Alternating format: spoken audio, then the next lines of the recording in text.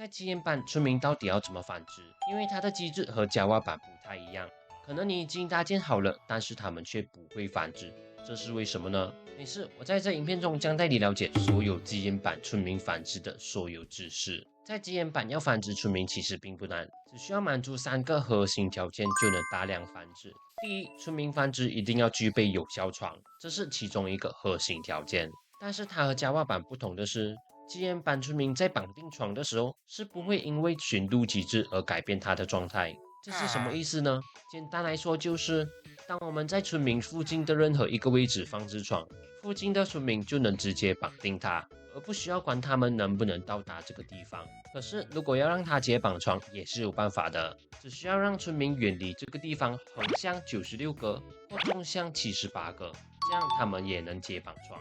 接着我们要看的第二个核心条件，也就是村民的食物一定要充沛。你一定也知道，村民要繁殖时是需要食物的，对吧？无论是面包、马铃薯、胡萝卜或甜菜根，只要给他们一定的数量，就能开始繁殖。那么怎样才算是食物充沛呢？也就是当它的背包的食物总量达到12以上，就算食物充沛了。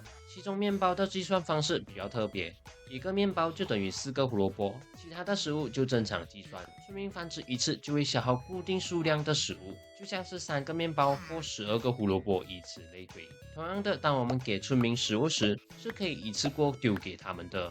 因为他们可以用上食物分享机制来分享给另外的同伴。再来第3个核心条件，也就是当前时间为白天。和甲蛙版一样，要繁殖村民就一定要在白天才能进行，如果是晚上和雷雨天气是不能的哦。但是这里你必须知道的是，基岩版的村民只要满足繁殖条件，他们就可以无限繁殖。相比之下，甲蛙版的村民一天就只能繁殖2次，实在是太夸张了。了解了基岩版村民繁殖的核心条件后，现在就来教你盖一个简易的基岩版村民繁殖场。首先要准备的材料就是以上的这些。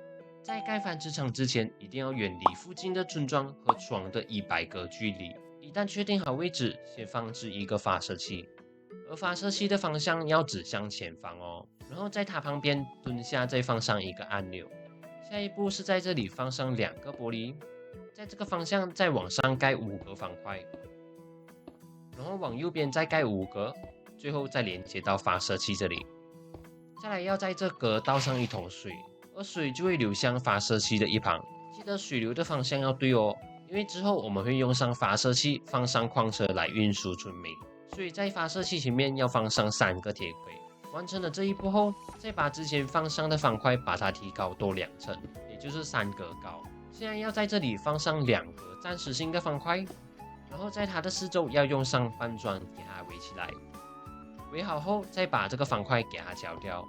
现在要对准搬砖放上玻璃板，放上玻璃板是为了让繁殖出来的小村民可以直接掉落下去。再来就是需要在这里的方块上都放上搬砖，记得中间这里也是要放哦。接着需要来到旁边，往上垫4个方块。在它的前面呢，就要放上楼梯。再来，记得在发射器的上面要放上一个上搬砖，因为这是为了阻挡僵尸在旁边攻击村民的。然后在上方再放上1个方块和1个搬砖就可以了。现在需要在这3边放上2个玻璃，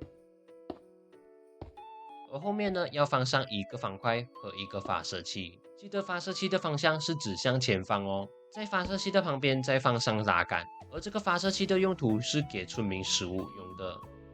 然后这4个上方也要放上搬砖，这样就算完成了。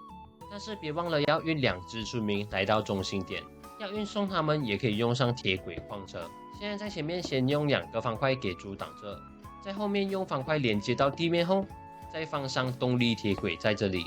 记得要用拉杆来启动它哦。然后就是把村民给拉过来就可以了。